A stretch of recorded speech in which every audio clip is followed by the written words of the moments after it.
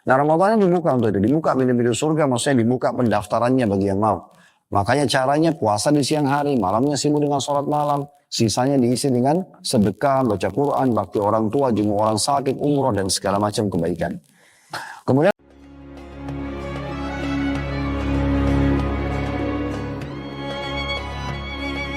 baik, Assalamualaikum warahmatullahi wabarakatuh.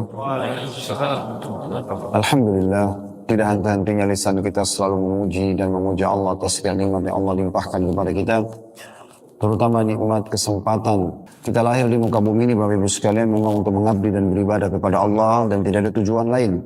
Sebagaimana Allah kekalkan dalam surah Az-Zariyat surah nomor 51 ayat 56, "Wa ma khalaqtul jinna wal insa illa liya'budun." Aku tidak ciptakan jin dan manusia kecuali hanya untuk mengabdi dan beribadah kepadaku.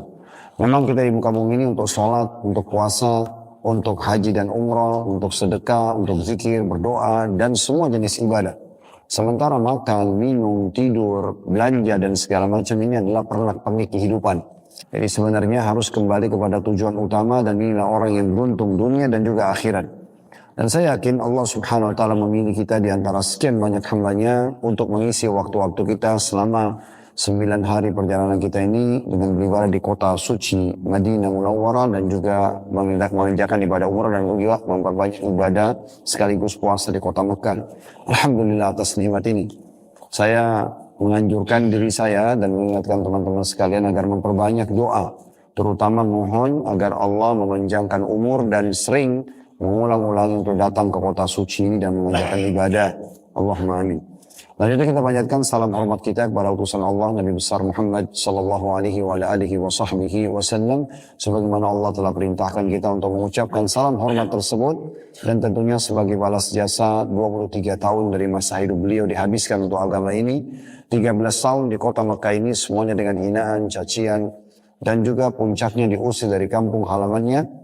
Dan kita tahu betapa pedihnya orang kalau diusir dari kampung halamannya, dan 10 tahun fase Madinah semuanya penyempurnaan agama akhirnya sampailah kepada kita dan kita bisa menikmati perintah dan larangan Allah, juga yang dibolehkan halal dan yang haram semuanya sudah jelas buat kita.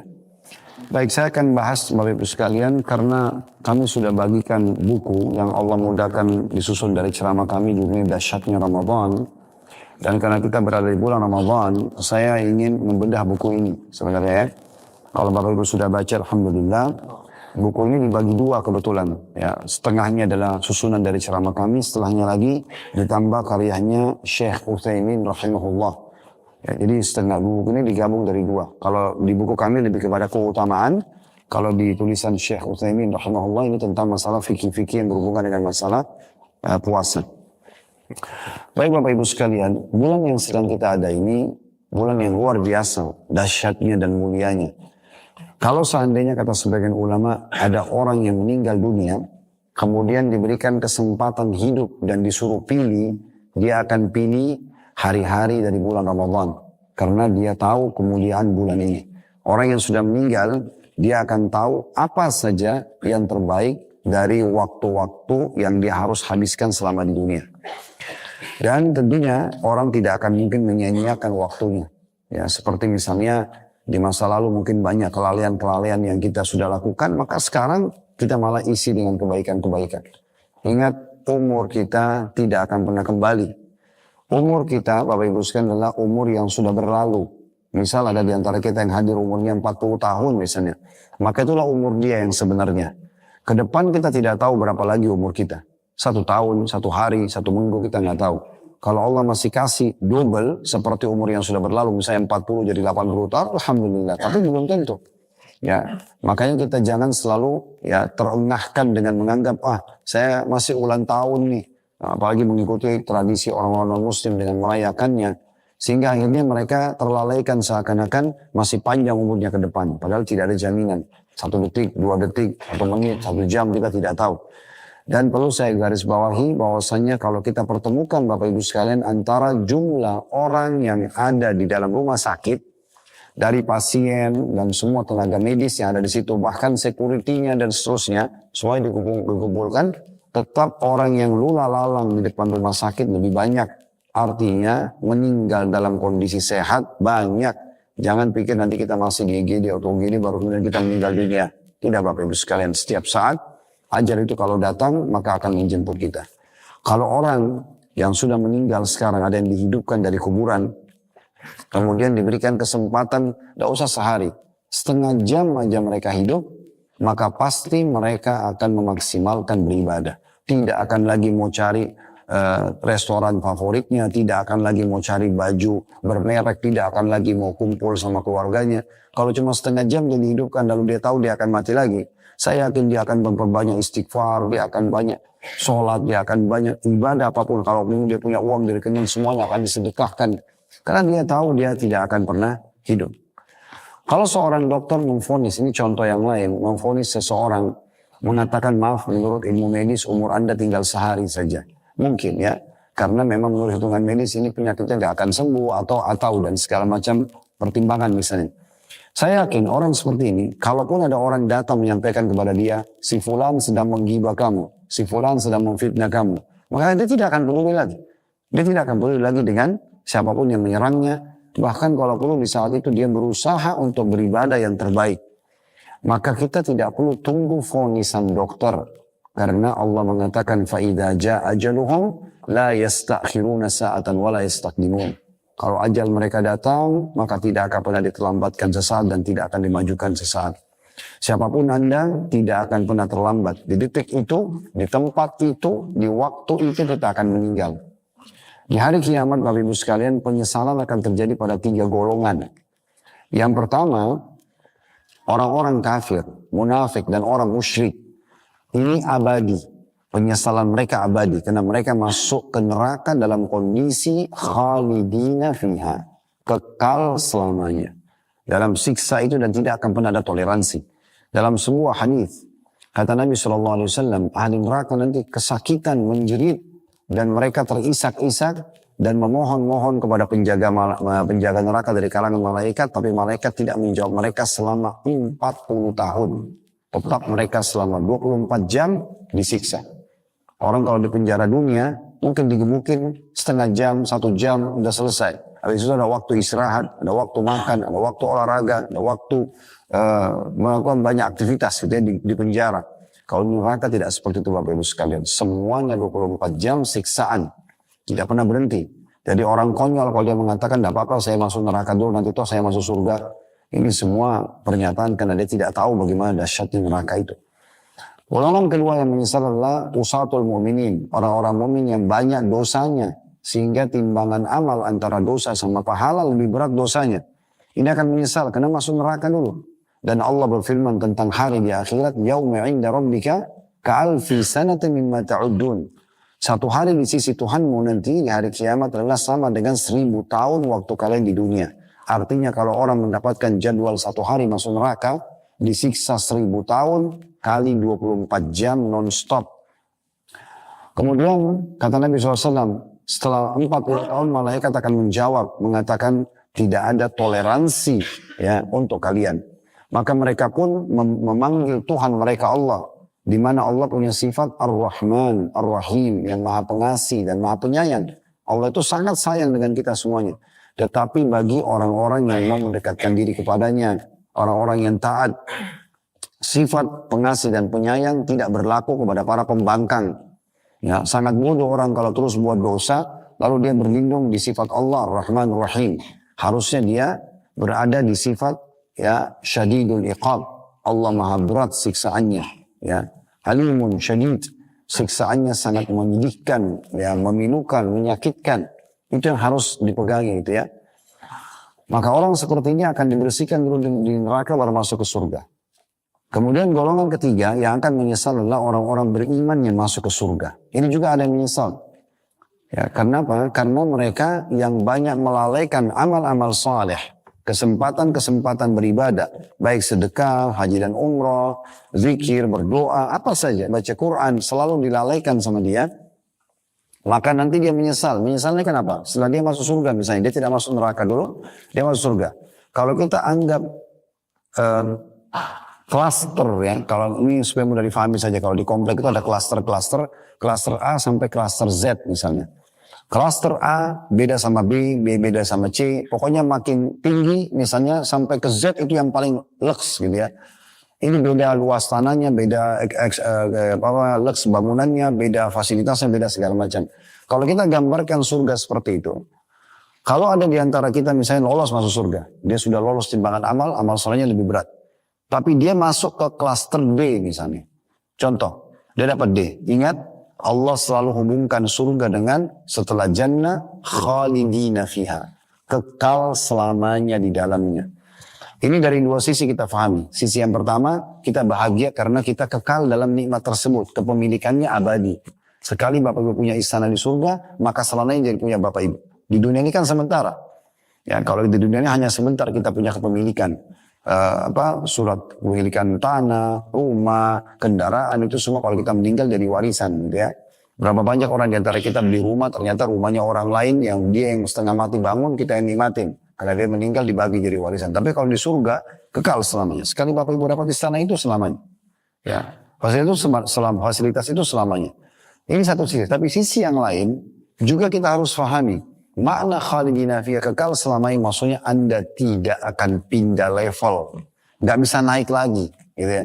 Sekali dapat fasilitas D, ya D. Kita mau pindah ke E, nggak bisa. Kalau mau pindah dari D ke E sekarang. Di dunia ini kesempatannya. Bahkan pindah ke Z. Kalau mau itu bisa. Tapi sekarang tempatnya. Makanya kita ingin titik beratkan di poin itu Bapak Ibu sekalian. Bahwasanya maksimalkan selama ada kesempatan amal soleh. Cukup yang lalu-lalu sudah penuh dengan kelalaian, dosa. Dan tidak mungkin ada di antara ulama kita ataupun da'i. Saya dan teman-teman da'i misalnya. Dan para ulama-ulama kita, para guru-guru. Yang Masya Allah dimuliakan oleh Allah SWT yang sudah mengajarkan ilmu kepada kami. Tidak mungkin kami datang ke rumah Bapak Ibu lalu ketuk rumahnya. Sudah sholat belum, sudah zikir belum, sudah baca. Kami juga bisa sampaikan di pengajian seperti ini. Orang yang cerdas, tangkap, ya dengar dengan kupingnya, dicerna dengan otaknya, diyakini dengan hatinya, diaplikasikan dengan anggota tubuhnya. Maka dia beruntung. Dia tidak harus menunggu. Ada orang yang selalu mengingatkan kepada dia. Ada orang dalam kemasakan ditanya, kapan kamu mau tobat? Iya ya, kapan ya? Seakan-akan nunggu tangan turun dari langit, itu nggak mungkin. Itu mustahil. Allah turunkan wahyu, Allah utus Rasulnya Muhammad SAW, Allah sebarluaskan penyambung lidah Nabi Muhammad SAW, para ulama dan da'i agar Bapak Ibu mengambil pelajaran. Dan beruntunglah orang yang cerdas dalam masalah ini. Jadi selamatkan diri kita sebelum terlambat. Kalau ada di antara Bapak Ibu maaf yang sudah Allah berikan umur di atas 60 tahun, maka Anda harus lebih hati-hati lagi. Karena Nabi Muhammad SAW sendiri meninggal di umur 63 tahun. Tentu yang di bawah ini pun umurnya 50, umurnya 40, 30, tetap juga harus hati-hati. Karena mati itu sangat misterius, dia bisa datang setiap saat. Tidak akan mungkin terlambat di tempat itu, di detik itu, di waktu itu kita akan meninggal. Ya, kalau sudah datang ajalnya, maka tidak mungkin kita bisa terlambat. Nah, itu yang saya singgung di pembukaan buku kita. Tentang hadis Nabi SAW, a'maru ummati ma baina sittina ila sab'in wa aqalluhum man yajuzu dhalik. Umur umatku antara 60 sampai 70 dan sangat sedikit yang melampaui itu. Jadi bukan berarti kita akan sampai di 60 tahun, tetapi kalau ada orang yang sudah diberikan 60 tahun, Anda tentu tidak lebih mulia daripada Nabi Muhammad SAW. Apalagi kalau sudah lewat 63 tahun, itu berarti sudah bonus. Ya, harus hati-hati sekali. Pernah ada orang datang kepada Hasan Basri, dia umur 60 tahun, kata Hasan Basri, berapa umur kamu? Dia bilang 60 tahun. Kata Hasan Basri, kalau begitu kamu selama 60 tahun sudah menuju ke Tuhanmu. Dan orang yang sudah menuju Tuhannya, dia akan sebentar lagi sampai. Dan 60 tahun jalan. Maka orang itu mengatakan, inna lillahi wa inna ilaihi raji'un. Artinya kami milik Allah, kami akan kembali kepada Allah. Kata Hasan Basri, kau tahu makna apa yang kau ucapkan itu? Orang itu terdiam. Kata Hasan Basri, orang yang yakin dia adalah yang milik Allah dan akan kembali kepada Allah, berarti dia akan tahu menghadap kepada Tuhannya. Dan orang yang menghadap pada Tuhannya, dia harus tahu dia akan dihisab atau akan dipertanyakan oleh Allah Subhanahu wa ta'ala. Maka orang itu mengatakan, kalau gitu apa solusinya? Kata Hasan Basri, perbaiki sisa umurmu ke depan. Maksimalkan ibadah dan beristighfar dari dosa-dosa. Maka Allah akan maafkan masa lalumu dan juga memberikan balasan amal yang kamu kerjakan ke depan. Namun kalau kamu masih saja dalam kelalaian dan berbuat dosa, maka Allah akan hukum kamu masa lalumu dan masa akan datang. Maka ini sebuah pesan yang sangat baik untuk kita ambil tentunya. Baik, di halaman selanjutnya, di halaman 2, kalau yang pegang buku, ini coba lembaran demi lembaran kita buka ya. Buku ini karena namanya beda buku. Ada, saya angkat sebuah ayat dalam surah Al-Qasas surah nomor 28 ayat 68. Orang buka yakhluqu ma yasha wa yakhtar ma kana lahumul khiyarah subhanallahi wa ta'ala amma yusyrikun. Dan Tuhan menciptakan dan memilih apa yang dia kehendaki bagi mereka atau manusia. Tidak ada pilihan. Maha suci Allah dan maha tinggi dia dari apa yang mereka persekutukan. Di sini yang kami ingin titik beratkan dari dalil ini Bapak Ibu sekalian, bahwasanya Allah subhanahu wa ta'ala memilih dari kalangan malaikat ada Jibril alaihissalam. Tadi di musim wahyu sempat yang ikut kami jelaskan tentang Jibril alaihissalam. Allah pilih Jibril dari semua malaikat sebagai pemimpin. Allah pilih dari kalangan manusia para nabi-nabi dan rasul. Ya, kemudian Allah pilih dari bulan-bulan, ya itu adalah bulan Ramadan. Allah memilih dari tempat hari Jumat. Allah memilih dari tempat Mekah, Madinah dan Masjid Aqsa atau Masjid Liya. Itu tempat-tempat yang paling dimuliakan. Jadi memang Allah memilih apa yang Allah inginkan. Beruntunglah orang yang memaksimalkan tempat-tempat dan waktu yang telah Allah subhanahu wa ta'ala siapkan ini. Baik, bulan Ramadan. Di antaranya bulan Ramadan. Karena ini bulan yang luar biasa. Ya, bulan punya kelebihan banyak sekali. Yang pertama, bulan turunnya Al-Quran. Artinya ini kesempatan, Bapak Ibu maaf, bukan saya menyinggung, tapi siapapun yang bacaan tajwidnya masih belum baik ya.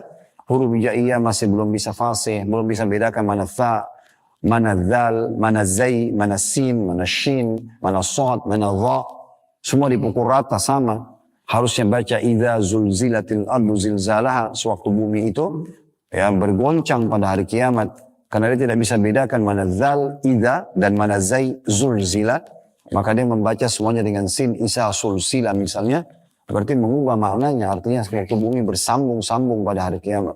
Ini harus diperbaiki. Bulan Ramadan, bulan kesempatan memperbaiki bacaan. 28 huruf hijaiyah wajib hukumnya, bukan pilihan, dibaca dengan benar. Bapak Ibu sekalian, harus bedakan mana alif, mana ain. Beda. Kalau Bapak Ibu tidak bisa bedakan mana ha sama ha misalnya, dan mana kha, ini bisa mengubah banyak makna. Sebagai contoh baca Al-Fatihah. Alhamdulillah, Alhamdulillah. Pakai ha, sedikit angin keluar. Jangan dibaca kha, jangan dibaca ha. Ya, itu beda. Kalau Anda baca Alhamdulillah, segala puji dan puja untuk Allah. Tapi kalau Bapak Ibu baca hanya menjadi ha, misalnya ada orang sebagian mungkin mau kelihatan fasih tapi salah gitu ya. Alhamdulillah misalnya. Ini berarti artinya kematian untuk Allah. Ya, jadi berubah makna hanya karena salah huruf hijaiyah. Rabbil alamin pakai ain ya. Tuhan alam semesta. Kalau orang tidak bisa baca ain dan dia baca Rabbil alamin, alamin artinya alam semesta. Rabb itu Tuhan alam semesta. Kalau diganti ainnya menjadi alif, kita mengatakan Rabbil alamin, Tuhannya orang-orang sakit. Berubah maknanya. Maka ini saatnya belajar Bapak Ibu sekalian. Apalagi maaf yang sudah sepuh. Kalau bacaan Qur'annya masih belum baik, belajar mulai sekarang. Ini bulan untuk belajar. Bulan ini adalah bulan Allah buat jadikan sebagai bulan training terbesar di dunia. Ya, ini luar biasa.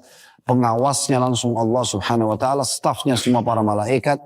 Dan ini bulan ya semua orang, pesertanya paling banyak di dunia. Anda kalau punya perusahaan atau kerja di perusahaan, saya yakin kita ada istilah upgrading ya. Bagaimana kita mengupgrade kualitas, walaupun kita atau staf kita sudah cum laude atau teori di kampus, tetap di saat dia sudah masuk di kampus ada pelatihan-pelatihan, biasanya ikut lembaga pelatihan untuk meningkatkan skill dia, gitu ya. Itu sudah umum, makanya ada pelatihan seminggu, 2 minggu, ada kadang-kadang berapa bulan pergi ke luar negeri biasanya untuk latih diri. Ini untuk pulang ke perusahaan bawa output yang positif gitu ya dari sana. Nah Ramadan itu bulan pelatihan yang luar biasa, luar biasa. Kita pergi ke benua Eropa, Amerika, Australia, Asia, di Afrika sama. Semua muslim lagi lakukan program untuk mencapai target utama Ramadan, yaitu mencapai tingkat ketakwaan. Allah berfirman dalam surah Al-Baqarah ayat 183, ya ayyuhalladzina amanu kutiba alaikumus syiyamu kama kutiba alal ladzina min qablikum, targetnya la'allakum tattaqun. Hai orang beriman, telah dibuatkan kalian program puasa sebagaimana dibuatkan program untuk orang-orang sebelum kalian agar kalian. Di sini sebenarnya terjemahnya wajib ya. Telah diwajibkan untuk kalian puasa sebagaimana diwajibkan untuk orang sebelum kalian. Tapi saya bacakan, saya coba datangkan makna program supaya kita faham ini memang adalah program. Ini memang program agar kita semua menjadi lebih sehat, menjadi lebih dekat. agar dekat kepada Allah, agar kalian mencapai tingkat ketakwaan. Maksudnya ketundukan kepada Allah Subhanahu wa ta'ala. Nah, ini dimaksudkan Bapak Ibu sekalian. Jadi itu targetnya. Juga tentunya kita perlu paham Al-Quran ini Bapak Ibu sekalian memiliki 4 hak dari kita. Ya, di lembaran setelahnya itu kita menyebutkan tentang masalah hak-hak Al-Quran. Namun sebelumnya ya, di halaman 4 itu ada hadis. Ya, Nabi SAW sendiri juga menjadikan Ramadan sebagai momentum untuk belajar Al-Quran. Nanti akan kita sebutkan 4 hal yang harus kita titik beratkan untuk Al-Quran. Yaitu dikatakan oleh Ibnu Abbas radhiyallahu anhuma, karena Rasulullah SAW ajwadan nasi wa kana ajwatu ma yakunu fi Ramadan hina yalqau Jibril wa kana yalqau fi kulli lailatin min Ramadan fayudarisuhu Al-Quran. Fala Rasulullah SAW ajwadun bil khairi min ar-rihil mursala. Ini hadis yang sahih. Ada pun di bawah diriwayatkan oleh Tirmidzi. Artinya Rasulullah SAW adalah manusia yang paling dermawan, terutama pada bulan Ramadan. Nah ini bulan Ramadan, kenapa Nabi SAW khususkan dibandingkan yang lain? Karena tahu kemuliaannya. Ketika malaikat Jibril alaihissalam menemuinya pada setiap malam di bulan Ramadan, ketika Jibril mengajarkannya Al-Quran, sungguh Rasulullah SAW orang yang paling dermawan daripada angin yang berhembus. Maksudnya lebih cepat daripada angin dalam bersedekah. Ini disebutkan ada 2 faedah dari hadis, bahwasanya Nabi SAW lebih dermawan lagi di Ramadan, lebih suka sedekah. Dan kemarin saya lihat tidak semua ikut ya. Jadi kalau memungkinkan mumpung masih di Mekah, kami sudah tunjukkan dan teman-teman Mutoy bisa temani. Bapak Ibu yang tidak sempat ikut kemarin, ada beberapa yayasan sosial resmi di Mekah ini. Ada untuk Al-Quran, ada untuk pengobatan gratis, ada untuk iftar atau buka puasa orang, ada segala macam hal program itu bisa didatangi. Tapi kalau untuk buka puasa bisa nanti juga partisipasi insya Allah di program yang kita sudah buat besok ya di lokasi buka puasa di Masjidil Haram. Baik, kita masuk Bapak Ibu sekalian. Al-Quran Anda harus memberikan 4 hak ini. Yang pertama Anda baca. Baca aja terus. Ngerti nggak? Ngerti artinya baca. Dan ini harus berurut 114 surah. Al-Fatihah pertama, Al-Baqarah kedua, Al-Imran yang ketiga, Al-Nisa yang keempat, Al-Maidah kelima, Al-An'am yang keenam. Terus begitu ya. Al-Anfal, Al-A'raf, Al-An'am, kemudian terus At-Taubah, Yunus, sampai surah nomor 114 An-Nas. Ini berurut. Bapak Ibu ngerti nggak ngerti artinya baca. Yang penting bacaannya benar. Tadi dimulai daripada huruf hijaiyahnya. Jangan malu untuk belajar Bapak Ibu sekalian ya. Karena banyak orang bahkan di taklim sudah lama hijrah, sudah lama ikut taklim, tapi begitu dites bacaannya betul-betul bacaan Qurannya kacau balau. Jadi Anda harus mendahulukan bagaimana bisa bacaan sholatnya salah. Bagaimana bisa baca Al-Quran tidak benar. Sementara ini asas nomor 1 fondasi umat Islam mengambil hukum. Ya. Jadi harus betul-betul belajar Bapak Ibu sekalian. Dan dalilnya adalah hadis Nabi SAW, Iqra al-Quran fa innahu ya'ti yawmal qiyamati syafi'an li ashabi. Rutin baca Al-Quran itu. Mulai berurut. Dari surah 1 sampai nomor 114. Khatam ulangi lagi. Terus begitu. Karena Al-Quran itu akan datang sebagai penolong bagi pembacanya pada hari kiamat. Walaupun tidak mengerti artinya ya. Di sini cuma mengkhatamnya saja. Dan Nabi SAW mengatakan dalam hadis yang lain, Al-mu'min alladhi yaqra'u Qur'ana wa ya'malu bihi kal utrujja. Orang mukmin yang baca Quran dan mengamalkan isinya seperti buah utrujja. Nah kebetulan kita ada di Mekah. Kalau Bapak Ibu lagi masuk di supermarket misalnya ya, kalau di tower clock itu, di tower jam, ada di lantai 4, kemarin saya tunjukin teman-teman ikut kegiatan sosial, saya bilang lantai 4 ada abraj, ada kayak small, besar supermarket. Itu kalau Anda masuk, Anda tanya aja pegawainya, mana utruja? Ada buah seperti pir ya. Nabi SAW kasih gambaran orang mukmin yang baca Quran dan mengamalkan isinya seperti utruja. Ta'muha tayyib wa rihuha tayyib. Baunya wangi, rasanya manis.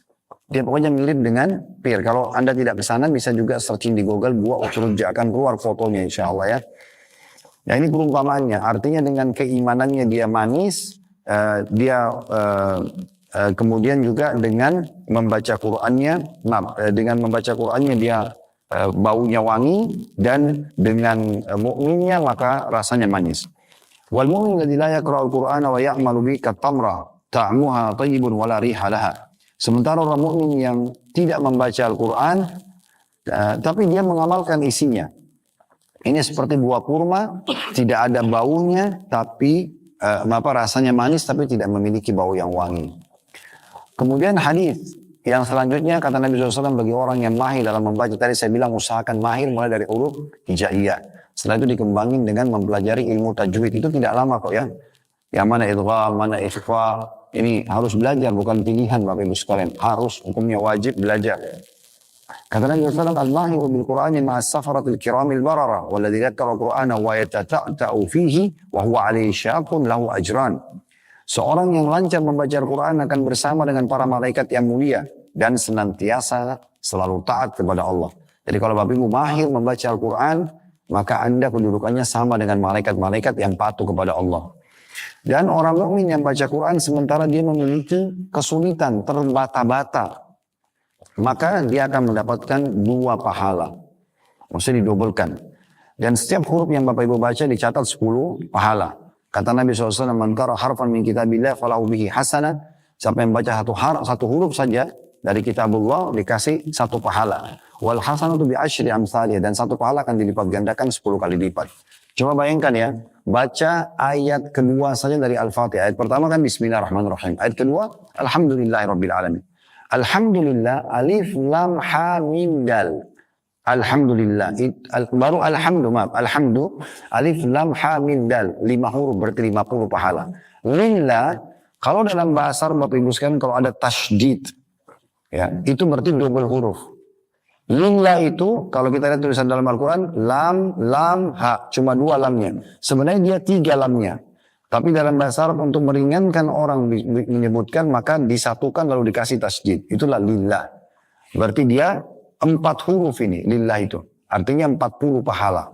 Ditambah dengan alhamdulillah tadi 50 pahala. Berarti kalau digabung 90 pahala baru alhamdulillah. Rabbi sama ada tasydidnya. Asal katanya robaba. Ada double ba. Cuma disatuin jadi pakai tasydid. Berarti 3 huruf ya. Tadi 90 tambah 30 berarti 120 pahala. Alamin, alif lam ain, alif lam mim ya nun. 8 huruf ini. Berarti 80 pahala. Alhamdulillah Rabbil Alamin 200 pahala. Itu luar biasa.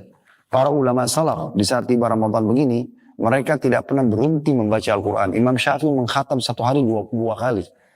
Ya, sampai berarti 1 bulan 60 kali beliau mengkhatam Al-Quran. Itu luar biasa gitu. Saya juga berbagi, Bapak Ibu sekalian, Anda mumpung di Mekah ya. Kalau saya pribadi begitu. Saya kadang-kadang mengikuti imam sambil melihat aplikasi Al-Quran di handphone. Ada fatwa ulama membolehkan pegang mushaf. Ya, pegang mushaf. Kita bisa pegang mushaf, kita bisa baca gitu ya. Ikutin bacaan imam. Ikutin bacaan imam gitu ya. Yang jelas bisa dilihat sambil nanti kalau ruku baru kita tutup lagi. Nanti di rakaat kedua kita ikutin lagi. Jadi kita sambil mengikutin bacaan. Saya biasanya kalau Ramadan imamin di masjid di dekat kantor, dekat rumah juga saya bahasakan kepada makmum. Kita akan baca di rakaat pertama, rakaat kedua ini ayat sekian sampai ayat sekian. Jadi mereka bisa buka mushafnya gitu ya. Ini salah satu cara yang baik untuk kita bisa khatam. Jadi Bapak Ibu kalau salat sendiri juga di rumah tahajud, daripada baca inna ataina wal asr terus gitu kan. Nah, lebih baik Bapak Ibu baca dari Al-Baqarah. Ya, misalnya setiap rakaat 10 ayat. Dan itu baca, terus tutup lagi, nanti rakaat kedua baru lanjut lagi dari ayat 10 ke 20 misalnya gitu kan. Jadi 1 malam bisa 100 ayat. Rata-rata di Masjid Haram ini dan Masjid Nabawi itu 100 ayat per malam. Rata-rata 100 lebih sedikit. Sehingga mereka 1 bulan bisa mengkhatam 30 juz Al-Quran. Ya. Kalau Anda membaca Al-Quran 10 ayat. Ya. Kalau Anda membaca 1 juz misalnya 1 hari. Berarti Anda khatam 30, 1 bulan 30 juz. Kalau Anda baca 1 hari 2 juz berarti Anda bisa mengkhatam 2 kali. Kalau Anda baca 3 juz sehari berarti Anda khatam 3 kali dan seterusnya. Seperti itu ya. Baik, intinya kita membacanya. Kemudian yang kedua, tadabbur. Nah, makna tadabbur berarti merenungi maknanya Bapak Ibu sekalian. Kalau kita baca terjemahannya, kita renungin, kita pelajari sebab turunnya ayat. Ya. Mungkin ada hadis-hadis yang menjelaskan tentang ayat tersebut. Nah, itu kita pelajari. Namanya tadabbur. Kalau tadabbur metodenya agak berbeda. Kalau tadi kan membaca berurut. Surah nomor 1 Al-Fatihah, surah nomor 2 Al-Baqarah, surah Al-Imran, Al-Nisa, Al-Ma'idah dan seterusnya. Kalau tadabbur tidak, Bapak Ibu boleh pilih surah yang paling Bapak Ibu suka. Misal contoh bapak-bapak sini mau membaca atau sama ibu-ibu misalnya mau baca surah yang tentang nabi-nabi. Oh ada surah Nabi Yunus ya, Hud, Yusuf, gitu kan, Ibrahim. Ini berdekatan semua ini ya surahnya. Kemudian ada surah Muhammad alaihi wassalam kita bisa pelajari. Bapak Ibu mau pelajari, mau tadabbur tentang kenapa Al-Quran ada nama-nama hewan. Ada surah Al-Baqarah sapi betina, ada An-Naml semut, ada An-Nahl lebah, ada Al-Fil gajah. Nanti kita kalau baca terjemahannya kita jadi tahu oh, ternyata sebabnya ini ya. Kemudian kalau ada ibu-ibu mau baca tentang perempuan ada surah An-Nisa, ya, kemudian ada surah Maryam, kan gitu. Mau baca tentang nabi-nabi ada surah Al-Anbiya, kalau gabungan gitu kan. Ini cukup banyak tentang hari kiamat, surah Al-Qiyamah, surah Al-Zalzalah, banyak sekali yang bisa kita pelajari dan kita tadabbur. Nah, ini tadabbur. Jadi ini tidak harus ya Bapak Ibu berurut. Tapi kalau Bapak Ibu mau meniatkan dari Ramadan ini mau berurut, udah saya tadabbur mulai dari Al-Fatihah, Al-Baqarah, terus begitu berurut tidak masalah. Kalau satu hari 10 ayat saja, satu hari hanya 10 ayat saja Bapak Ibu tadabbur, ya berarti satu bulan kita punya 300 ayat. 300 yang sudah Bapak Ibu baca terjemahannya, gitu ya. Itu kalau cuma 10 ayat satu hari. Berarti kita punya 300 ayat satu bulan. Satu tahun kalau kali 12, berarti kita punya sekitar 3.600. 3.600 ya. Kalau kita terus berlanjut, Al-Quran itu 6.000 lebih. 6.000 lebih. Berarti kurang dari 2 tahun Bapak Ibu sudah menghatam 30 juz dengan tadabburnya. Itu dengan 10 ayat per hari. Ini kalau Bapak Ibu mau lebih ringan lagi, 10 ayat dibagi. Habis sholat subuh 2 ayat saja. Habis duhur 2 ayat. Habis asar 2 ayat. Maghrib 2 ayat. Isya 2 ayat. 2 ayat ini tidak ambil waktu lama. Cuma baca ayatnya, baca terjemahan. Ya. Cukup banyak sekarang aplikasi, saya yakin tidak asing di handphone kita, cari aplikasi dan terjemahan tinggal baca. Kalau Anda bisa 10 ayat setiap habis sholat, berarti satu hari 50 ayat ini lebih bagus lagi. Kan gitu. Itu tadabbur namanya. Dan Allah mengatakan dalam surah Muhammad, ada di situ di halaman 7 ya. Surah nomor 47 ayat 24, afala yatadabbaruna al-Qur'ana am ala qulubin aqfaluha. Maka tidakkah mereka menghayati Al-Quran ataukah hati mereka sudah terkunci? Banyak orang-orang dapat hidayah karena Al-Quran. Umar bin Khattab sendiri sangat benci dengan Islam, tapi setelah membaca beberapa ayat pertama dari surah Toha, maka dia pun lunak hatinya dan masuk Islam. Berapa banyak orang yang masuk Islam hanya karena membaca surah Al-Ikhlas, ya. Dan efek-efek Al-Quran luar biasa, membawa ketentraman jiwa, ya, memberikan pahala yang besar. Kalau ada gangguan sihir, mata panas atau ain, semua itu bisa diobati dengan Al-Quran. Dia memang hudan, petunjuk, dia juga syifa, obat. Maka Al-Quran itu jangan ditinggalkan Bapak Ibu sekalian. Jangan beli Al-Quran di tanah suci seperti ini, bawa pulang hanya ditaruh antara bapak sama istri. Diranjang sebagai kenangan pernah beli di Madinah atau di Mekah. Dan seakan-akan Quran itu bisa ngusir syaitan. Quran fisiknya nggak bisa ngusir syaitan. Ya. Terbukti kalau Bapak Ibu nggak bisa tidur malam, coba baca Qurannya, ngantuk nggak? Siapa yang buat ngantuk? Tadi sebelum baca Quran tidak ngantuk. Begitu baca Quran pasti ngantuk. Syaitan, ada syaitan di situ. Ya, Quran itu akan berfungsi kalau dibaca. Ayat kursi dipajang di dinding tidak bisa ngusir syaitan. Menghiasi rumah iya, bagi hiasan. Tapi ngusir syaitan tidak bisa. Dibaca baru bisa. Makanya kita tadabbur di situ. Baik, itu makna daripada tadabbur. Kemudian yang ketiga Bapak Ibu sekalian, menghafalnya. Ini juga usahakan selalu bertambah hafalan-hafalan kita. Metode yang paling sederhana mirip dengan tadabbur. Bapak Ibu tidak usah menghafal berurut 1 sampai 114. Pilih surah yang paling Bapak Ibu suka. Misalnya saya, kok ada surah nomor 40 namanya surah Muhammad ya. Ini Nabi Muhammad nih. Kita lihat, oh ada sekian ayat. Oke, saya mau coba hafal mulai. Ayat 1, ayat 2. Dan ini maksimal 10 ayat per hari. 10 ayat saja. Ada sebagian imam Masjid Haram, saya dengarkan sendiri ceramah mereka seperti Dr. Yasir Dosari, Hafizahullah dan beberapa yang lainnya. Mereka menukil dari guru-guru mereka mengatakan, ya satu hari ya, menghafal 2 ayat juga sudah cukup. Yang penting ada hafalan bertambah. Jangan lewatkan satu hari tanpa ada tambah hafalan gitu ya. Jadi supaya ada tambahan yang kita bisa baca dalam sholat atau kita muraja di kendaraan pada saat kita lagi jalan, itu sangat penting.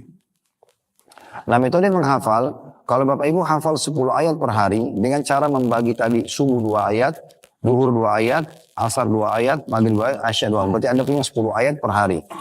Ini kalau dikali 1 bulan berarti ya Anda punya 300 ayat hafalan. Kali setahun 12 bulan berarti 3.600 ayat. Sama tadi dengan tadabbur, kurang dari 2 tahun Anda sudah hafal 30 juz. Tapi Ustaz, itu kan bisa dilupa. Anda tidak akan lupa kalau Anda niatnya mau baik menghafal. Imam Haram aja yang sudah lama menghafal Quran kadang-kadang masih lupa sambungannya. Lalu diperbaiki oleh orang di belakang, itu normal. Tapi tidak ada orang lupa semuanya. Ya, Al-Quran tersebut kecuali memang dia sangat lalai atau ahli maksiat dulunya baik, kalau ahli maksiat bisa lupa. Jadi usahakan hafalan ini bisa kita tambah. Sebagian ulama menukil mengatakan tangga-tangga di surga itu sesuai dengan jumlah ayat-ayat Al-Quran. Maka dalam sebuah hadis yang sahih akan dikatakan bagi para penghafal Al-Quran, bacalah sebagaimana pernah kau baca di dunia, sesungguhnya kedudukanmu di akhir ayat yang kamu baca. Maka mulai dia baca dari ayat pertama Al-Fatihah sampai ayat terakhir An-Nas. Dan akhirnya dia sampai ke derajat tertinggi di surga. Ini bagi para penghafalnya. Juga di halaman 8 saya sebutkan hadis tentang masalah keutamaan menghafal Quran. Kata Nabi SAW, yajihul Qur'anu yawmal qiyamah fayaqulu ya Rabbi hallihi fayulbasu tajal karama. Thumma yaqul ya Rabbi zidhu fayulbasu hullatal karama. Thumma yaqulu ya Rabbi irda anhu fayarda anhu fayuqalu lahu ikra warqa wa tuzalu bikulli ayatin hasanah. Al-Quran akan datang pada hari kiamat lalu dia akan berkata, Al-Quran akan bicara, kita akan lihat wujudnya pada hari kiamat. Ya Allah berikan dia perhiasan, ini orang yang hafal aku, berikan dia perhiasan. Lalu Allah pun memberikan seorang hafidh Al-Quran mahkota kemuliaan. Lalu Al-Quran berminta lagi, ya Allah tambahkan untuknya. Lalu dia pun diberi pakaian perhiasan kemuliaan. Kemudian dia minta lagi, Quran minta lagi, ya Allah ridholah untuknya. Atau ridholah padanya. Kalau Allah ridho berarti Allah tidak akan menghukum. Ya. Dan Allah akan berikan maksimal fasilitas. Allah pun meridhoinya. Lalu dikatakan kepada para hafidh Quran tersebut, bacalah dan naiklah. Akan ditambahkan untukmu pahala dari setiap ayat yang kamu baca. Yang terakhir, yang keempat, Bapak Ibu sekalian, mengamalkan isinya. Mengamalkan. Jadi banyak orang sudah tahu Al-Quran, tapi dia tidak praktikkan isinya. Padahal sebenarnya mengamalkan bagian daripada hal yang ditekankan sekali untuk kita mengamalkan isinya. Makanya kalau Anda dengar para ulama-ulama kita selalu mengatakan, ayo ibadah sesuai Al-Quran dan Sunnah. Maka kembali kepada rujukan Al-Quran dan juga dilengkapkan dengan As-Sunnah. Yang kedua, selain bulan suci Al-Quran adalah bulan Ramadan adalah bulan Al-Quran, kita harus lebih dekatkan diri kepada Allah dengan Al-Quran. Maka yang kedua adalah bulan amalan terbaik, yaitu puasa. Yang Bapak Ibu akan lagi lakukan sekarang, jangan lakukan dalam kondisi terpaksa. Jangan menyambut Ramadan dengan persepsi negatif. Misal nggak sih, oh panjang banget 30 hari. Itu semua dari syaitan. A'udzubillahi minasyaitonirrajim. Coba Anda nikmatin saja jalan, insya Allah akan aman dengan sendirinya. Seperti kita sudah lalui beberapa hari, nanti sudah akhir bulan. Ya. Seperti itulah. Yang penting kita tawakal, kita melakukan, maka insya Allah akan aman. Dan ini adalah amal yang paling besar pahalanya. Dalam sebuah hadis kata Nabi SAW, dan ini hadis yang sahih riwayat Imam Muslim, ada di halaman 9 dan 10 itu. Ya, di buku kita, kullu amal ibn Adam yudha'afu al-hasanatu asyru amthaliha ila 700 dhifin. Qala Allah azza wa jalla illa as-sawm fa innahu li wa ana ajli bihi yadha'u syahwata wa ta'ama min ajli. Setiap amal keturunan anak Adam sudah dilipat gandakan atau dilipat gandakan dengan 10 kebaikan yang semisalnya hingga 700 kali lipat. Jadi Bapak Ibu buat amal apapun akan diberi pahala bukan 1 tapi 10 kali lipat. Apapun itu. Bahkan bisa sampai 700 kali lipat tergantung bagaimana keikhlasan dia, tergantung bagaimana kadar pengorbanan, dan dia bagaimana memarketingkan ibadah itu ke orang lain serta juga mengemasnya. Nah ini semua akan mendatangkan perbedaan pahala. Sebagai contoh, kalau ada orang sholat malam, dia tidak ingat, bangun aja, kemudian dia langsung sholat. Kapan dia dimudahkan? Mungkin Bapak pakai training di rumah, dia langsung uduk sholat. Dulu mungkin pakai mukena yang sudah seminggu belum dicuci misalnya, pakai. Ya, contohnya. Udah sholat, baca ayat yang kebetulan terlintas di otak kita. Dapat pahala. Tapi beda pahalanya dengan orang yang sebelum tidur sudah niat. Mau sholat malam, dia pilih baju yang terbaiknya. Dia membui parfum, menghadap kepada Allah bisa, wangi. Sejarahnya juga bersih, mukenanya bersih, kopiah dan kokonya bersih. Dia memilih surah yang dia mau baca, ini semua kemasannya. Maka ini pahalanya beda. Begitu juga dengan kita marketingkan, tawarkan ke orang lain ibadah tersebut, bukan hanya sekedar kita yang melakukannya. Ini semua kalau orang lakukan karena kita penyebabnya, kita juga akan panen pahalanya. Semua ini akan menjadi perbedaan pahala di satu jenis ibadah. Lalu kata Nabi SAW, Allah Azza wa Jalla berfirman, kecuali puasa.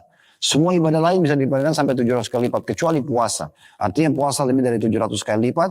Allah mengatakan karena dia adalah milikku dan aku akan membalas langsung. Dia meninggalkan syahwat dan makanannya karena aku. Kemudian Ibnu Abi Daqiq Al-Id mengomentari hadits ini bahwasanya Allah Subhanahu wa taala memberikan ganjaran atas ibadah puasa dengan balasan yang sangat banyak tanpa menentukan kadar kelipatannya. Ini sesuai dengan firman-Nya yang disebutkan dalam surah Az-Zumar surah nomor 39 ayat 10, "Innama yuwaffas sabiruna ajrahum bighairi hisab." Sesungguhnya orang-orang yang bersabar akan diberikan pahala yang sempurna tanpa ada batas. Yang ketiga, Bapak Ibu sekalian, bulan ini adalah bulan pembersihan, pemutihan atau bulan pengampunan.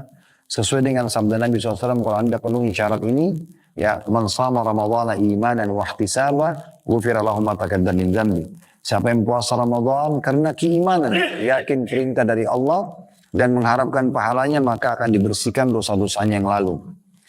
Yang keempat, bulan tentu kalau pemutihan ini Bapak Ibu sekalian, kalau dosa Anda dibersihkan, Anda dapat dua hal ya. Anda dapat dua hal.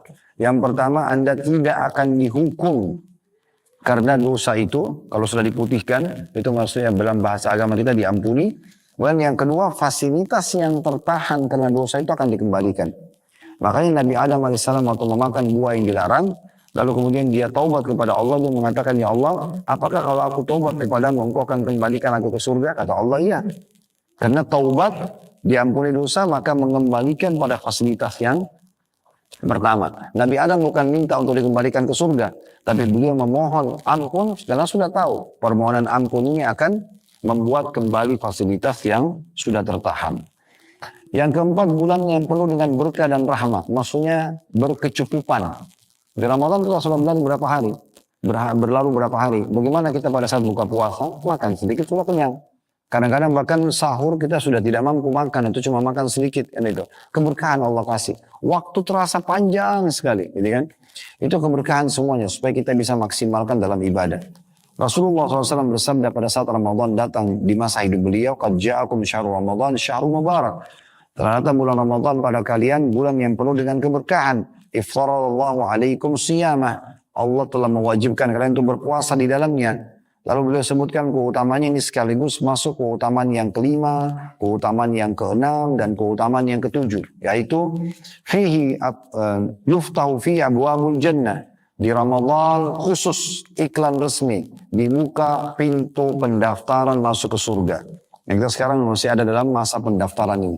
Jadi ibaratnya kalau orang mau daftar kerja di satu perusahaan atau mau daftar kuliah di satu kampus, lalu dibuatlah ada iklan di spanduknya, dibuka pendaftaran dari tanggal 1 sampai 31 Januari misalnya. Orang yang daftar pada saat itu lebih dekat untuk diterima, gitu kan? Tapi orang yang lewat cuma menghayal mengatakan saya mau kerja di sini atau saya mau kuliah di sana tapi tidak pernah daftar. Ini tidak bisa, kecil kemungkinan diterima. Nah, Ramadan dibuka untuk itu, dibuka pintu-pintu surga, maksudnya dibuka pendaftarannya bagi yang mau. Makanya caranya puasa di siang hari, malamnya sibuk dengan sholat malam. Sisanya diisi dengan sedekah, baca Quran, bakti orang tua, jenguk orang sakit, umroh, dan segala macam kebaikan. Kemudian selanjutnya, kata Nabi SAW, "Wayughlaqu fi abwabul jahim," dan ditutup semua pintu-pintu neraka. Nah, ini sejalan dengan hadis Nabi SAW, sesungguhnya di Ramadan ada malam-malam di mana Allah melepaskan, membebaskan hamba-hamba dari api neraka. Dan itu terjadi pada setiap malam dari malam-malam Ramadan. Sekarang Bapak Ibu bisa jadikan doa. Kalau dalam bahasa Arab, Allahumma a'tiq riqabana minan nar. Biasanya Imam Haram berdoa di witir itu, di antara doa itu mereka baca. Di antara doa ini juga sering dibaca, Allah bebaskan kami dari api neraka. Beranjak daripada hadis Nabi SAW, Allah memiliki hamba-hamba yang dibebaskan dari api neraka setiap malam dari malam-malam Ramadan. Kemudian dikatakan, وَتَظَلُّ فِي syayatin, dan juga dibelenggu semua syaitan-syaitan. Artinya mereka tidak leluasa untuk menggoda, seleluasa menggoda di luar Ramadan. Tentunya ya. Ini sejalan tentunya tadi kita lagi baca di halaman 12 ya. Di keutamaan keempat bulan penuh berkah dan rahmat. Keutamaan kelima dibuka semua pintu surga. Sudah kita sambung dengan satu dalil tadi. Keutamaan keenam ditutup semua pintu-pintu neraka. Ini juga sudah kita jelaskan tadi. Kemudian yang kelima, yang ketujuh ya. Yang kelima ditutup pintu neraka. Yang keenam dibelenggu semua syaitan-syaitan. Setan ini yang selalu menyesatkan kita, Bapak Ibu sekalian. Kita bayangkan kalau dibelenggu, artinya lehernya diikat, tangannya diikat, kakinya diikat.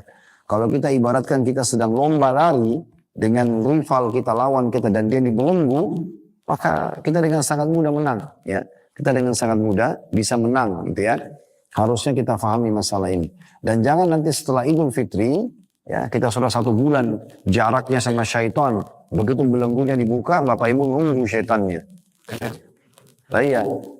Dia pada saat Idul Fitri misalnya bilang Alhamdulillah. Tapi Alhamdulillah bukan karena siap mempraktikkan program-program Ramadan, puasanya, sedekahnya, sholat malamnya, dan seterusnya. Tapi Alhamdulillah karena sudah tidak lagi puasa, tidak lagi sholat malam, tidak lagi sedekah, sudah boleh buka aurat dan segala macam lah.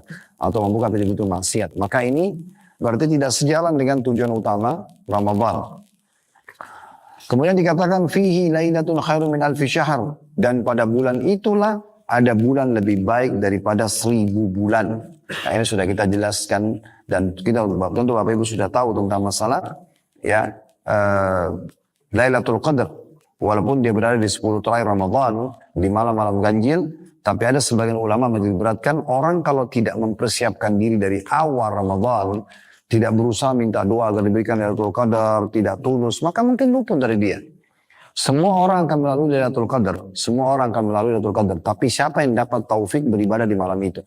Berapa banyak orang yang sibuk dengan tidur atau aktivitas yang lainnya, ya. Tapi orang yang dapat taufiknya bisa mendirikan sholat di malam itu, maka kata Nabi SAW, man qama Lailatul Qadri imanan wa ihtisaban ghufira lahu ma taqaddama min dhanbi. Siapa yang mendirikan malam Lailatul Qadar dengan sholat malamnya, maka diampuni dosa-dosanya yang telah lalu. Jadi kalau Bapak Ibu nanti pun di Indonesia kalau tidak umroh lagi akhir Ramadan, maka insya Allah bisa mengejar malam-malam ganjil di 10 terakhir Ramadan dengan malam ini. Karena kalau bertepatan Bapak Ibu bilang subhanallah saja, pas Lailatul Qadar sama pahalanya mengucapkan subhanallah 1000 bulan atau 83 tahun plus 4 bulan. Anda sedekah juga sama, Anda buka puasa dengan orang sama dan seterusnya. Semua itu akan mendapatkan pahala berlipat-lipat ganda. Kata Nabi SAW, man hurima khaira faqad hurim. Siapa yang terharamkan dari kebaikan Ramadan, maka telah terharamkan dari semua kebaikan. Kalau di sini di Mekah, insya Allah nanti tanggal 17 Maret ini saya pulang tanggal 7 bersama Bapak Ibu tiba di Jakarta. Tanggal 17 kan berangkat lagi akhir Ramadan. Nah kalau di akhir Ramadan itu 17 masih 17 Ramadan ya. Kalau sudah mulai masuk 20 Ramadan, karena nanti program kita masuk Madinah dulu 17 sampai 20 kita baru umroh. 20 Ramadan sampai menjelang malam Lebaran itu ada 2 kali sholat. Kalau kita kan sekarang tarawih saja, 13 rakaat. Nanti kalau 10 terakhir Ramadan, witirnya ditakhirkan, diterlambatkan di sholat malamnya. Jadi ada sholat 10 rakaat sholat tahajud, sholat tarawih. Habis itu sampai kayak kita biasa setengah 9, setengah 10 ya. Setengah 10 malam, jam 10 mungkin dengan bubarnya. Setengah 1 dia sholat tahajud lagi, tapi witirnya nanti di sana.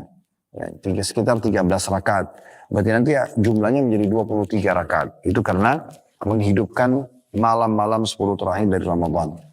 Yang ketujuh Bapak Ibu sekalian di halaman 18 ada bulan terkabulnya doa. Ini tempat dan waktu dikabulkannya doa. Karena kita selain sedang berpuasa juga kita ada di bulan Ramadan. Di situ ada dalil yang kami angkat tentunya di halaman 17-nya ya. Inna lillahi fi kulli yawmin utaqa'a minan nari fi syahr Ramadan. Sesungguhnya Allah membebaskan beberapa orang dari api neraka pada setiap hari di bulan Ramadan. Wa inna likulli muslimin da'watan yad'u biha fayastajibu lahu. Dan di bulan Ramadan itu juga setiap muslim memanjatkan doa akan dikabulkan. Kemarin waktu tawaf sempat saya sampaikan dan di mana sih juga saya ingatkan itu hari di Jakarta. Bapak Ibu dalam berdoa jangan tunggu ada hajat baru berdoa. Karena memang berdoa minta agar dipertahankan nikmat jauh lebih utama di sisi Allah SWT dibandingkan nanti ada ujian baru kita minta jalan keluar. Kita lagi sakit minta supaya disembuhkan. Kita lagi sehat, kita diminta dipertahankan. Itu lebih afdal dibandingkan lagi sakit lalu kita minta agar disembuhkan. Jadi tidak ada alasan untuk tidak berdoa. Semua apa yang Bapak Ibu lihat di depannya bisa dijadikan sebagai doa. Bahkan doa ini bisa mendatangkan pelipat gandaan pahala yang banyak. Ya, walaupun kita tidak sempat melakukan perbuatan tersebut. Sebagai contoh misalnya. Kalau Anda sekarang di Masjidil Haram, kita bisa bayangkan Bapak Ibu sekalian 24 jam non-stop orang sholat, non-stop. Bukan sholat 5 waktu ya.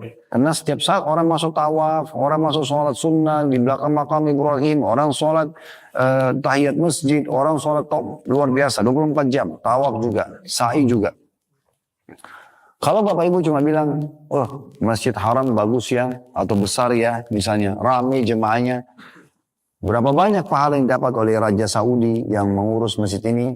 Tidak ada manfaatnya buat kita, tidak ada manfaatnya juga buat kerajaan Saudi yang membangun masjid.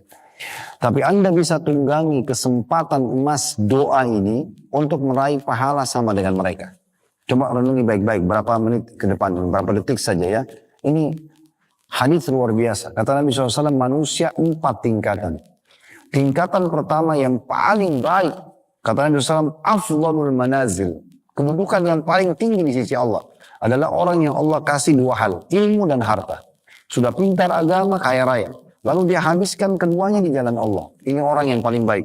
Harta dipakai untuk bangun masjid, rumah anak yatim, pesantren, segala macam lah untuk kegiatan sosial. Dan juga ilmunya diajarkan. Ini orang yang paling baik. Nah, kita pindah sekarang golongan kedua. Golongan kedua adalah orang yang Allah kasih ilmu tanpa harta.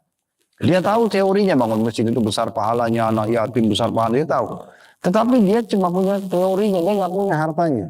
Apa kata Nabi SAW? Cuman dia dengan ketulusan hatinya, dia memohon kepada Allah, selain mengatakan, ya Allah, kalau engkau karuniakan aku seperti orang itu, ditunjuk golongan pertama tadi, yang banyak amalnya itu, maka aku akan lakukan yang sama. Apa kata Nabi SAW? Fahuma fi ajri sawa. Dua-duanya sama pahalanya. Sekarang tarik ke kasus Masjid Haram. Daripada Bapak Ibu cuma bilang Masjid Haram ramai, bagus, pahalanya kerajaan Saudi besar. Lebih baik berdoa. Dan betul-betul tulus dalam hati Bapak Ibu. Ya Allah, kalau engkau karuniakan aku seperti yang engkau karuniakan kerajaan orang-orang yang berkuasa, Raja Saudi yang mengurus Masjid Haram, saya akan buat juga yang sama. Kan hadits ini mengatakan, kalau dia tulus dari hatinya, Allah akan kasih pahala yang sama. Itu kan luar biasa. Karena kita untuk jadi Raja Saudi seperti orang mimpi saja kan sudah tidak mungkin. Untuk ngurus masjid, bahkan mereka tidak ada kotak amalnya. Cuma cari, nggak ada kotak amal. Kita mau nyumbang ke masjid, gimana caranya? Nah, tapi dengan doa ini, doa mahal sekali. Bisa kita jadikan itu. Saya beberapa tahun lalu dengan beberapa jemaah Uhud lagi bagi-bagi juga buka puasa di Masjid Haram ini. Sambil buka puasa, saya lihat kiri kanan orang lagi berdoa, orang lagi sibuk buka puasain orang. Ada yang lagi berzikir. Luar biasa gitu. Wah, ini lihat orang tawaf ramai banget. Padat apalagi di 10 terakhir Ramadan itu ramai banget orang tawaf karena mengejar malam-malam ganjil itu kan. Tempat sa'i nggak pernah berhenti 24 jam. Jadi ini pahalanya luar biasa. Lalu saya sempat merenung sebentar, berapa banyak pahala yang didapat oleh orang-orang ini gitu. Saya pernah ketemu sama Dr. Yasir Dosari waktu musim haji, Imam Masjid Haram. Kebetulan kami kenal dan kami minta tolong beliau datang sapa jemaah Uhud, sempat datang waktu itu ya. Tapi Ramadan seperti ini beliau tidak bisa karena padatnya ini biasanya mereka pagi atau siang hari ini muraja ayat yang akan dibaca nanti malam. Jadi mereka tuh semua imam haram di sini Bapak Ibu sekalian kalau mau Ramadan begini mereka dites lagi. Ada pengetesnya lagi supaya bacanya tidak salah gitu ya. Itu ada sendiri. Tapi beliau sempat waktu datang ke hotel kami, terus ngobrol-ngobrol dia bilang, ya Khalid, dia bilang sama saya gitu. Kalau apapun saya bersedia untuk korbankan, yang penting saya tidak berhenti jadi imam di sini. Coba kamu bayangkan orang kalau sholat sendiri 100.000 pahala, kalau sholat berjamaah dikali 25 berarti 2,5 juta, dan semua makmum yang jutaan orang itu dipanen pahalanya oleh imam. Bilang, saya mau sedia untuk apa saja yang penting saya jadi imam. Saya sempat berpikir, kita jadi imam haram juga harus bacanya seperti mereka. Di Mekah ini banyak penghafal Quran ya. Tapi yang lolos jadi imam haram itu nggak sembarangan. Kita mungkin nggak bisa jadi imam haram. Tapi kenapa kita nggak niatin dan doa? Kenapa kita nggak bilang, ya Allah kalau engkau karuniakan aku bacaan seperti mereka, aku akan buat yang sama. Antara Bapak Ibu sama Allah. Siapa tahu Allah kasih kita. Sayang banget, saya kadang-kadang Jakarta bilang, daripada kita bilang Masjid Istiqlal, oh itu simbol Jakarta bagus. Apa yang didapat oleh Bung Karno yang membangunnya, gak ada manfaatnya buat beliau, gak ada manfaatnya juga buat kita yang ngomong. Tapi kita berdoa, ya Allah, aku tidak hidup di masa pembangunan masjid ini, tapi ya Allah aku mohon kepadamu dengan kemurahanmu, maka kalau engkau berikan kesempatan seperti mereka, aku akan buat yang sama. Siapa tahu Allah kasih. Kan gitu. Jadi doa ini mahal sekali untuk kita bisa tunggangi. Mungkin dengan ini walaupun umur kita tidak panjang, misal tidak seperti kaumnya Nabi Nuh yang sampai 1000 tahun, tetap kita bisa raih banyak pahala. Semua kebaikan Bapak Ibu niat doa supaya Bapak Ibu juga mengerjakannya. Kan gitu. Nah ini penting sekali. Dan sebaliknya hadis ini masih ada sambungannya, hati-hati dengan niat buruk. Ya, kalau tadi golongan pertama paling mulia dikasih ilmu dan harta, lalu dia habiskan guna jalan Allah. Yang kedua cuma dikasih ilmu tapi tidak punya harta, cuma dengan tulus hati dia mengatakan, ya Allah kalau seandainya kau karuniakan aku seperti orang itu, yang pertama kau akan buat yang sama maka pahalanya sama. Golongan ketiga yang Allah kasih harta tapi tidak punya ilmu. Ini berarti menandakan Bapak Ibu sekarang tidak boleh tidak belajar agama. Kalau Anda tidak tahu dari mana sumber halal haram ini jadi masalah. Karena nanti kalau tidak tahu agama, dia bisa habiskan di jalan maksiat. Judi, zina, riba, dan segala macam lah ya. Dosa-dosa. Maka kata Nabi SAW, ini akhbas dan manazir. Ini buruk sekali kedudukannya di sisi Allah. Karena dia punya harta tapi dipakai maksiat, bukan buat kebaikan. Tapi golongan keempat ini lebih buruk lagi. Yaitu orang yang tidak dikasih ilmu, gak dikasih harta. Udah bodoh miskin. Lalu yang dia lihat golongan ketiga. Yang bangun diskotik lah, judi lah, segala macam. Dan dia bilang, kalau saya juga dikasih seperti orang ini, saya akan buat sama. Maka dua-duanya sama dosanya. Ya, jadi hati-hati ya. Jadi golongan yang kedua, ya kalau lihat kebaikan, kalau bisa golongan pertama, maka itu jauh lebih baik. Nah seperti itulah. Di buku ini kita ada sebutkan cukup banyak waktu-waktu mustajab doa, seperti kita bangun sahur. Ya bangun sahur itu sebenarnya supaya kita dilatih terbiasa bangun di waktu sepertiga malam Bapak Ibu sekalian ya. Jadi usahakan setelah nanti Idul Fitri jangan lagi tinggalkan. Anda sebulan penuh dilatih untuk bangun di waktu mustajab ini. Ini yang dikatakan kalau tertinggal sepertiga malam Allah Azza wa Jalla turun ke langit bumi. Lalu menanyakan adakah yang punya hajat saya penuhi, adakah yang minta tolong saya tolong, adakah yang memohon ampun maka saya maafkan. Kemudian waktu buka puasa juga harus dimaksimalkan untuk berdoa. Kata Nabi SAW, salah satu la turadu da'watuhum. 3 orang yang tidak akan ditolak doanya. As-saimu hatta yuftir. Orang yang puasa sampai buka puasa. Wal imamul adil. Pemimpin yang adil. Wa da'watul madlum. Dan doanya orang yang terzalimi. Ini pada saat berpuasa. Dan pada saat berbuka juga ada waktu mustajab. Yang maksudnya selama kita puasa begini bisa kita berdoa di mustajab. Dari mulai azan subuh sampai azan maghrib. Kalau waktu berbuka adalah sabda Nabi SAW, wassaimu hina yuftir. Dan orang yang juga yang puasa sampai dia berbuka puasa. Yang ke-8 ini yang sudah kita lakukan, alhamdulillah, umrah di bulan Ramadan sama dengan haji bersama Nabi SAW. Yang ke-9 di sini disebutkan ada malam lebih daripada 1000 bulan, Lailatul Qadar. Ini juga sudah kita jelaskan tadi. Kemudian yang ke-10 ada bulan lipat gandaan pahala di halaman 23 kalau yang pegang bukunya. Di sini yang saya singgung adalah membuka puasakan orang. Hadisnya man fattara shaiman kana lahu mithlu ajrihi ghaira annahu la yanqusu min ajri shaimi syai'a. Siapa yang memberi makan orang yang berpuasa maka baginya pahala seperti orang yang berpuasa tersebut tanpa mengurangi pahala orang yang berpuasa itu sedikit pun. Kemarin itu sudah kita ajak ya berbuka puasa. Tadi juga sudah di awal pembukaan saya sudah ajak Bapak Ibu kalau mau ikut buka puasa di Masjid Haram ada paket bisa Anda transfer nanti ada. Lihat sendiri. Besok yang mau ikut tolong daftar. Saya sudah bilang. Nanti kita akan sama-sama membagi buka puasa itu di Masjidil Haram. Bagi yang ikut haji juga dengan kami sudah tahu. Di antara program Uhud adalah kita berbagi sedekah di musim haji buat jemaah haji. Baik melalui yayasan sosial atau kita langsung membagi di Mina. Ya, di saat kita habis jumroh. Biasanya kita bagi minuman, bagi makanan dan seterusnya. Nah ini poin penting untuk kita dapat. Jadi kalau Bapak Ibu mau puasa Ramadan 30 hari dapat pahala, tapi mau tambahan 30 hari lagi yang lain, atau 60 hari, atau 1000 hari, terserah mau berapa kali, bisa tinggal buka puasa kan orang. Pernah waktu Nabi SAW sampaikan hadis ini, siapa yang buka puasain seseorang, maka dia akan dapat pahala seperti orang yang ya dibuka puasakan tanpa mengurangi sedikit pun dari pahala mereka. Maka para sahabat mengatakan, ya Rasulullah tidak semua orang mampu melakukannya. Karena yang dibayangkan oleh mereka makanan lengkap gitu ya. Mahal mungkin. Kata Nabi SAW, Allah akan memberikan ya pahala ini kepada siapapun yang memberikan buka puasa. Walaupun sebutir kurma, walaupun walaupun seteguk air, walaupun hanya susu dicampur dengan air putih. Maka semua ini pahalanya sangat besar Bapak Ibu sekalian. Jadi musola-musola dekat rumah, masjid-masjid, Bapak Ibu bisa blok, bisa beli gitu ya. Dan insya Allah kalau Bapak Ibu transfer dari Mekah, ya di situ ada rekening yang kami kirim juga untuk bagi-bagi buka puasa di Indonesia. Kalau transfer dari Mekah hitungnya itu sedekah dari Mekah. Kan gitu. Itu juga penting. Jadi program yang kami tawarkan makanya itu ada untuk buka puasa di Indonesia, tapi dari sini Bapak Ibu transfernya, dan juga ada program untuk buka puasa di sini. Kita berharap lebih besar pahalanya gitu ya. Dan yang untuk buka puasa di Mekah, Bapak Ibu bisa ikut kalau mau book yang langsung 1 bulan penuh bisa. Kami akan jalankan insya Allah selama 1 bulan. Baik, yang ke-11 ada bulan peningkatan kualitas SDM Muslim di situ, maksudnya peningkatan ibadahnya. Di sini dengan cara puasa, gitu kan? Karena ini adalah kesehatan dengan sholat tarawih, yaitu adalah sholat malam. Agar kalau dalam sepanjang tahun Bapak Ibu tidak sholat tahajud, maka bisa dicatat di buku amalnya ada sholat malam dengan tarawih. Namanya tarawih artinya santai. Karena memang kita bisa kerjakan setelah ba'diyah isya. Ingat, ini pesannya agar dijaga sampai setelah Ramadan nanti 11 bulan ke depan.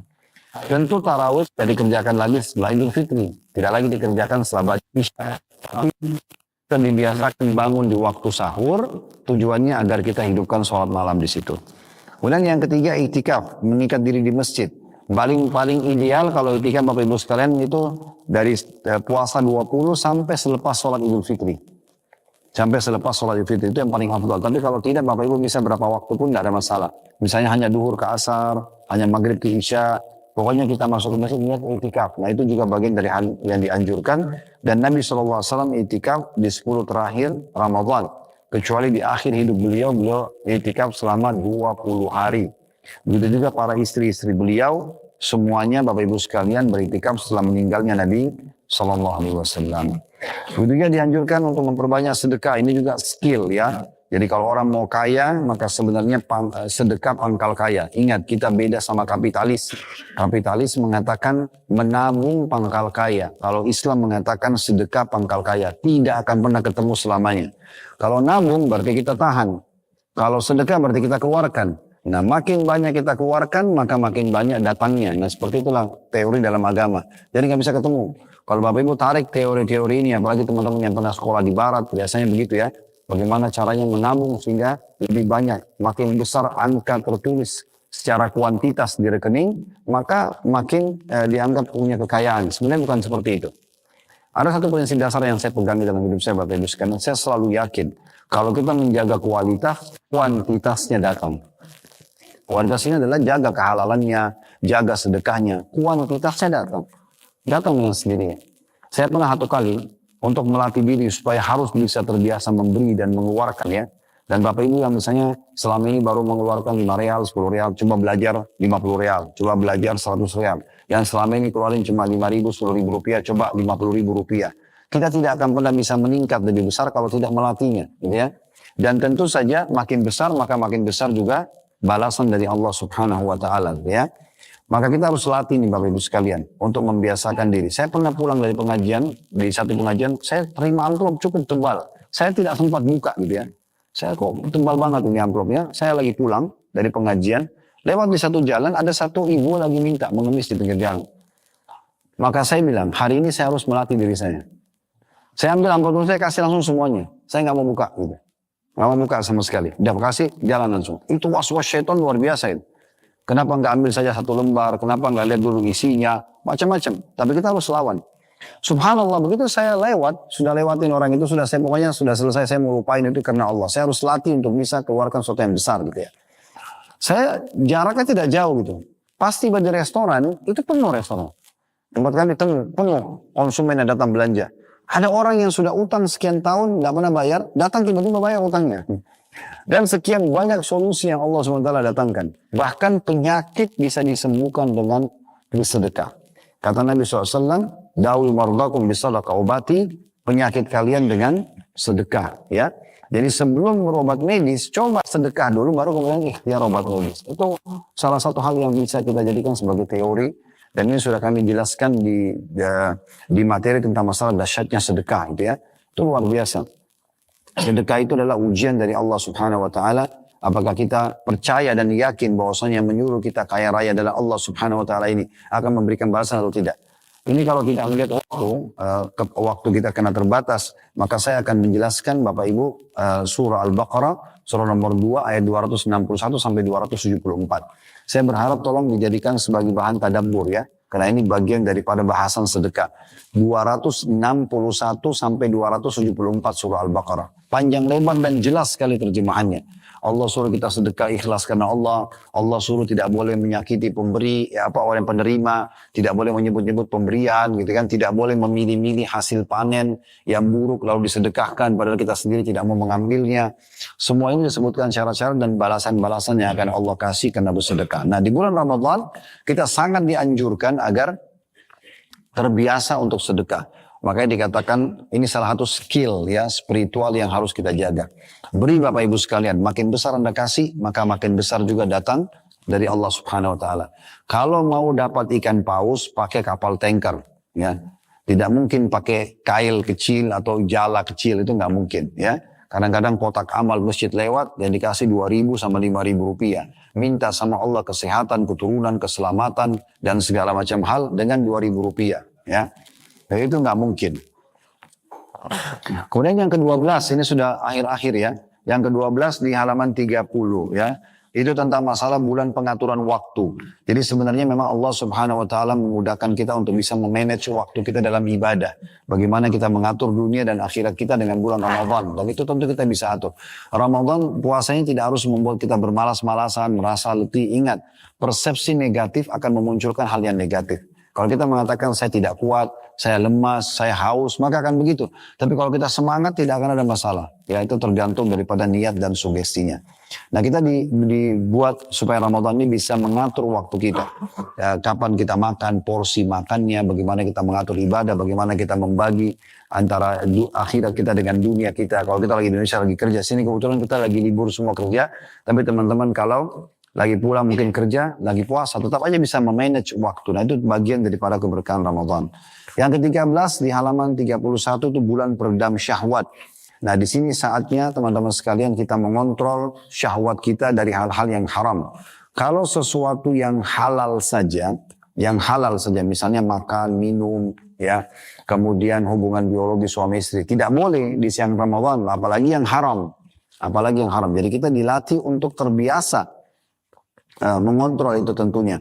Dan ini penting sekali. Bisa dilihat di halaman 32 di bagian paling bawah ada hadis di situ. Kami tuliskan kata Nabi SAW, "Idza asbaha ahadukum yawman sha'iman fala yarfuth wala yajhal." Siapapun di antara kalian yang tiba di pagi hari dalam kondisi puasa, maka jangan dia berkata jorok, jangan bersikap bodoh, ya berbuat hal-hal yang sia-sia. Wa ini imru'un syatamahu aw qatala falyaqul inni sha'im. Kalau ada yang ajak dia bertengkar, ribut, dia mengatakan saya sedang ikut program puasa, supaya bisa mengontrol ya dari hal-hal yang seperti ini. Jadi kita betul-betul dijaga. Kemudian yang ke-14 juga bulan pengendalian emosi. Dan kita tahu penyakit-penyakit berat umumnya muncul dari emosi ya, emosional, stroke, darah tinggi dan segala macam. Bulan Ramadan memberikan kita pelajaran untuk itu. Termasuk dalam hadis tadi yang kita bacakan itu. Bagaimana ya, disampaikan oleh Nabi SAW kalau diajak bertengkar dia mengatakan saya sedang puasa. Dan juga ada satu orang anak muda mengatakan ya Rasulullah tolong wasiatkan saya agar saya hidup bahagia dunia akhirat. Kata Nabi SAW, la taghdab, jangan kau emosional. Orang itu bilang apa lagi? Jangan kau emosional. Orang itu bilang apa lagi? Kata Nabi SAW 3 kali, la taghdab. Jangan emosional. Gitu ya. Kita harus kontrol itu dan kita kalau emosi biasanya ide kita semuanya buyar. Tapi kalau kita dengan tenang menghadapi masalah maka akan lebih tenang. Nah puasa itu karena kita bisa cukup lama waktu tidak makan, tidak minum itu bisa mengontrol emosi.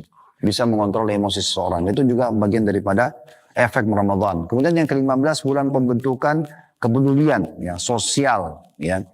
Di sini kita dianjurkan tadi sedekah dan juga nanti penutupan di akhir Ramadan sebelum Idul Fitri kita ada zakat fitrah.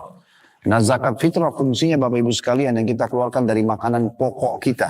Karena kita makanan pokok Indonesia nasi, beras, maka kita keluarkan per orang 2,5 kilo.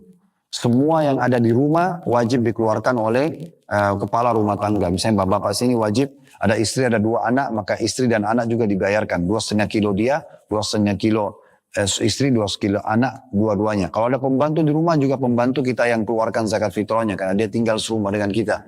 Bahkan ada pendapat ulama mengatakan janin kalau sudah 4 bulan di perut juga sama dikeluarkan zakat fitrahnya gitu ya. Bisa dilihat hadisnya. Kira-kira apa manfaatnya zakat fitrah itu? Di halaman 34 ya. Ibnu Abbas berkata, farada Rasulullah SAW zakat al-fitr.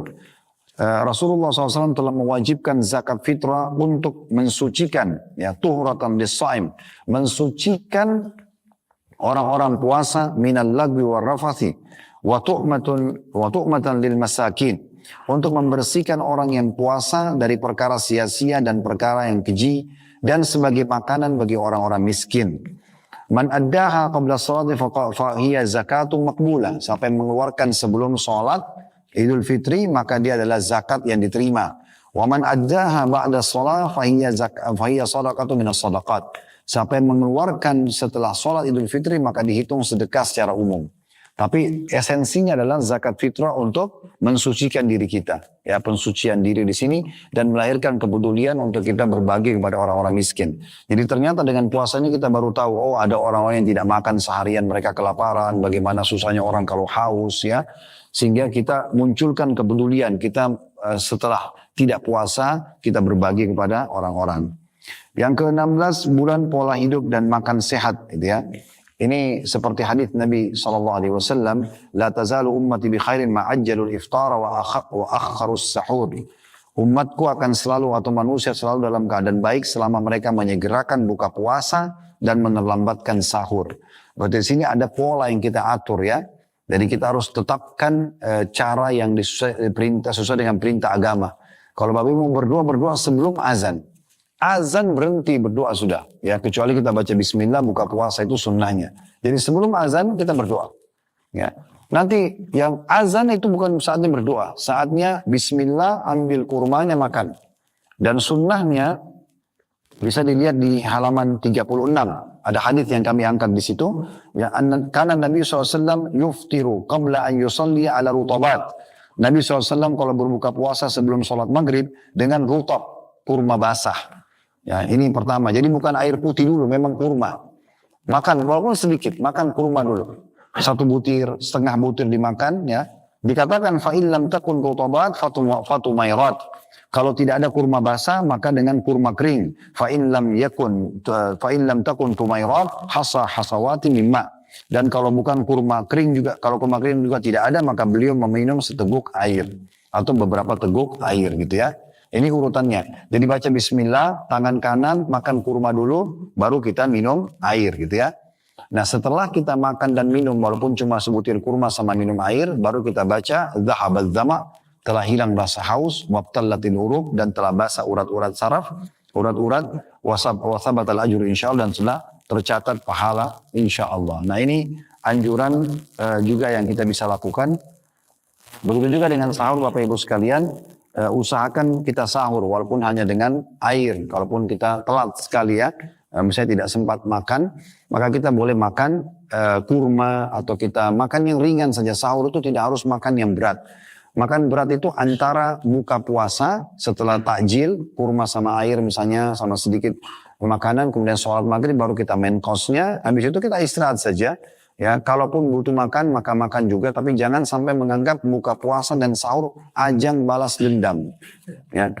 Wah ini saya sudah seharian lapar nih, sekarang saya makan semuanya gitu kan. Sampai akhirnya sholat maghrib berat, sholat isya dan tarawih juga berat. Ya tidak usah dipaksakan, justru sehat itu. Kalau makan dengan ukuran porsi yang pas gitu ya. Kata Nabi SAW, sebaik-baik makanan muslim pada saat buka puasa dan sahur adalah kurma. Kurma yang disuruh gitu kan. Nah, boleh kita makan yang lain tentunya, tapi harus kita bisa mengontrol. Nah, ini bagian daripada hal yang bisa kita dapatkan, Allahu alam. Nah, setelah itu dari halaman buku kita ini 40 ya, kurang lebih di halaman 40 itu Bapak Ibu, atau maaf, pasnya 43. Itu sampai akhir ini terjemahan dari buku Syekh Utsaimin tentang fikih praktis daripada puasa. Dari situ bisa Bapak Ibu baca juga nanti tambahannya insyaallah. Oke, mungkin kita tutup dulu kajiannya sampai sini Bapak Ibu sekalian. Kalau benar dari Allah silakan diambil dan diamalkan. Kalau salah dari saya mohon dimaafkan. Subhanakallahumma bihamdika asyhadu an la ilaha illa anta astaghfiruka wa atubu ilaik. Wassalamualaikum.